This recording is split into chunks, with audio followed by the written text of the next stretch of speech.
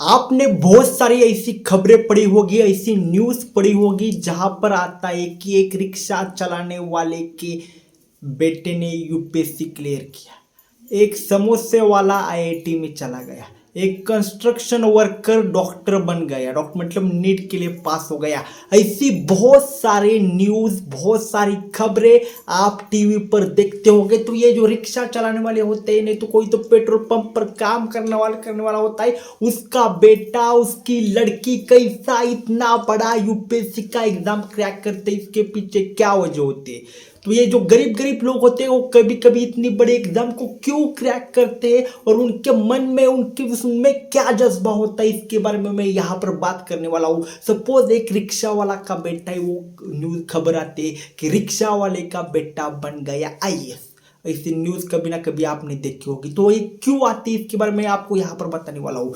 Suppose एक rickshaw वाला है, सुबह 7 बजे से रात के 7 बजे तक, कभी कभी रात को भी रिक्शा वाले रिक्शा चलाते हैं। तो उनको रिक्शा चलाने के बाद भी ज़्यादा से ज़्यादा महीने का 15, 20, 25 हज़ार, वो भी इनकम फिक्स नहीं होता, क्योंकि रिक्शा चलाने में भी इंडिया में भी बहुत ज़्यादा कंपटीशन बढ़ रहा है। और रिक्शा चला चला कर, उस रिक्शा में बैठ बैठ कर उनकी पूरी की पूरी उनके माँ बाप की हालत खराब हुई होती है इतना मेहनत करने के बाद। तो उस मेहनत को वो लड़का देखता है, वो लड़की देखती है, और उनके जन में, दिल में, उनके दिमाग में बैठ जाता है कि कुछ भी हो जाए मैं तो रिक्शा नहीं चलाऊंगा, कुछ भी हो जाए पर मैं तो रिक्शा नहीं चलाऊंगा, मैं तो आईएएस बनूंगा, मैं तो आईपीएस बनूंगा। ये जज्बा उनके अंदर आ जाता है।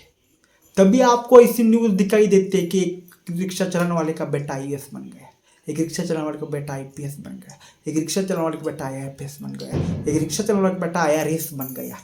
ये जो इंपॉर्टेंट पोस्ट होते हैं उन पर उनके बेटे चले गए।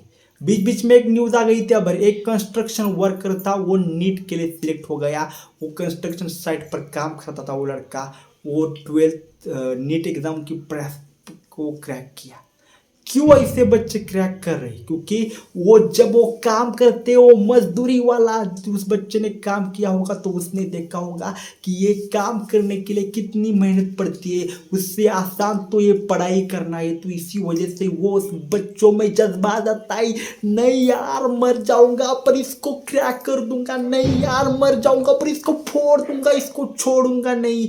ये जज्बा उनके अंदर आ जाता है। और जब भी किसी भी बच्चे के अंदर या जब भी किसी भी इंसान के अंदर जज्बा आ जाता है ना, तो वो रुकता नहीं, वो बस सिर्फ और सिर्फ चलता रहता है। आपने एक इंसान के बारे में सुना होगा, उसका नाम मेरे को याद नहीं आ रहा, माफ कर दीजिए, कि उस इंसान की कोई बीवी प्रेग्नेंट थी और उसको ले जाना था, और उसके बीच में एक डोंगर आ गया था, और उस डोंगर के पहाड़ आ गया था, और उस पहाड़ के उस तरफ हॉस्पिटल था, तो वो उसके वाइफ को नहीं ले जा पाया।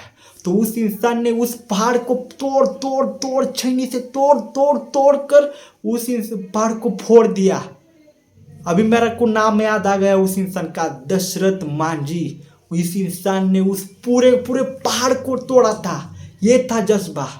ये जज्बा जब आता है ना, तब इंसान इम्पॉसिबल को पॉसिबल करता है। और नेपोलियन बोनापार्ट ने भी कहा था कि इम्पॉसिबल वर्ड सिर्फ मूर्ख लोगों के डिक्शनरी में मिलता है, बाकी किसी भी इंसान के डिक्शनरी में नहीं मिलता।